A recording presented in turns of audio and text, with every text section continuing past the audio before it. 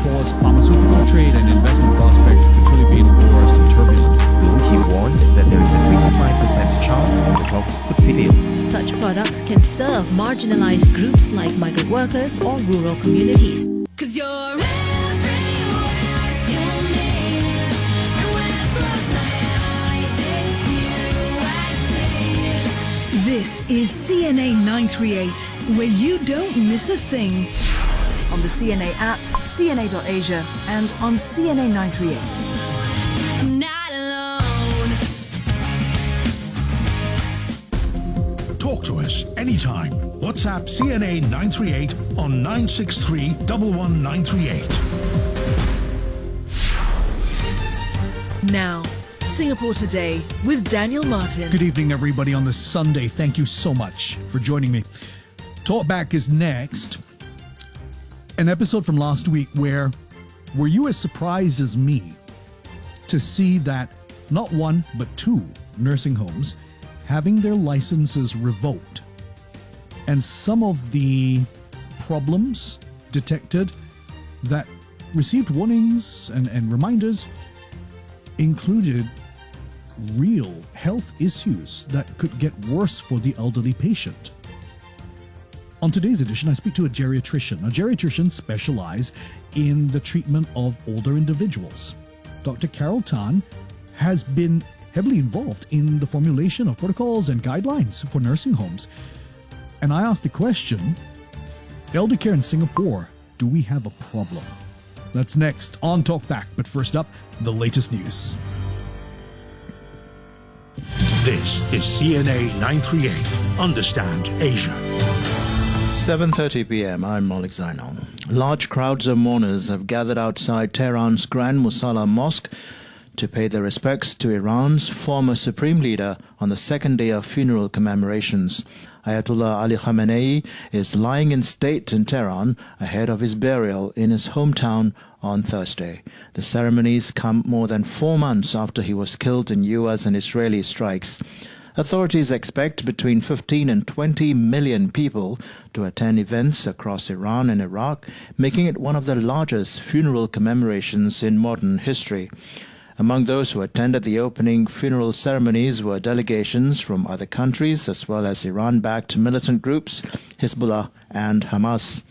But one notable absence was Khamenei's son and successor, Mujtaba Khamenei.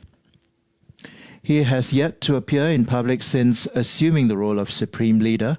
It's unclear if he will attend the remaining ceremonies. The Kremlin says US President Donald Trump has offered to help find a solution to the Ukraine war. CNA's Keith Liu. The Kremlin says Mr. Trump told Russian President Vladimir Putin over a phone call that US envoys are prepared to return to Moscow to continue efforts to broker a peace deal. Ukrainian President Volodymyr Zelensky later said he also spoke with Mr. Trump, calling for what he described as American resolve to help bring the war to an end. The calls came as fighting intensified on both sides. Russia said its forces captured a strategically important city in eastern Ukraine, a claim Kyiv dismissed as false. Ukraine, meanwhile, launched another long-range drone attack on Russia, targeting an oil terminal and port facilities in St. Petersburg. Kyiv said the strike was aimed at infrastructure that helps fund Russia's war effort and claimed to have also targeted a naval facility on Kronstadt Island near the city. China and Russia are set to hold their annual joint naval exercises from tomorrow. China's defense ministry says they will be held off the eastern Chinese city of Qingdao, home to one of country's major naval bases. The drills are part of their annual military cooperation plan aimed at responding to shared security challenges and maintaining regional peace and stability.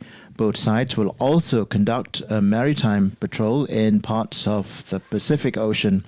The so-called Joint Sea 2026 exercises include a port phase with courtesy visits, joint operational planning, and professional exchanges.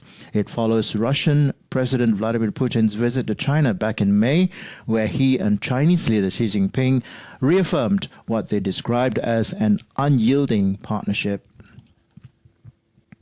U.S. President Donald Trump has marked America's 250th anniversary with a speech that largely lauded the nation's achievements and honored military veterans. CNA's Clara Lee. Mr. Trump promised to take the U.S. to new levels and said his country was just getting started in a campaign-like address. Hello, Malik. He touted military successes in Venezuela and Iran, as well as highlighted his own accomplishments. Our rise to being the world's strongest and most powerful nation was no accident of history. We rebuilt our military in my first term. We used it a little bit in our, actually I should say third term, but I won't do that because I don't want any controversy.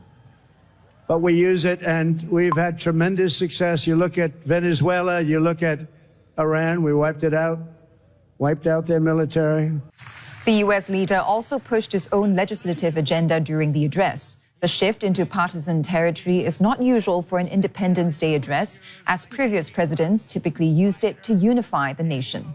Mr. Trump renewed calls for tighter voting laws and reiterated warnings about what he called the threat of communism in the U.S.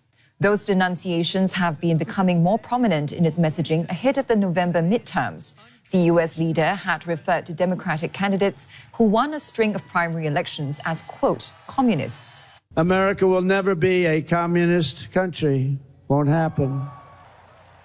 Communism is a loser, and it always will be. The communist system is the opposite of the American system, and the communist system has 既无 never 法起飞 worked.，所以只能在现场观看 President 提前 Trump's 录制好的 speech 公 was 开画面。 delayed for 大家 at 可以 least 看到 2 hours due to thunderstorms. Elsewhere in the country, the sweltering weather has disrupted several celebrations. Those in Washington braved temperatures of at least 37 degrees Celsius.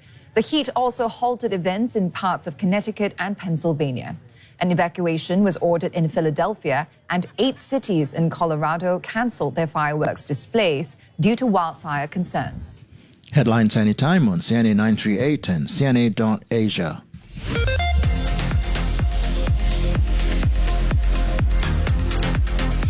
A couple of vehicle breakdowns on CTE towards AYE after Outram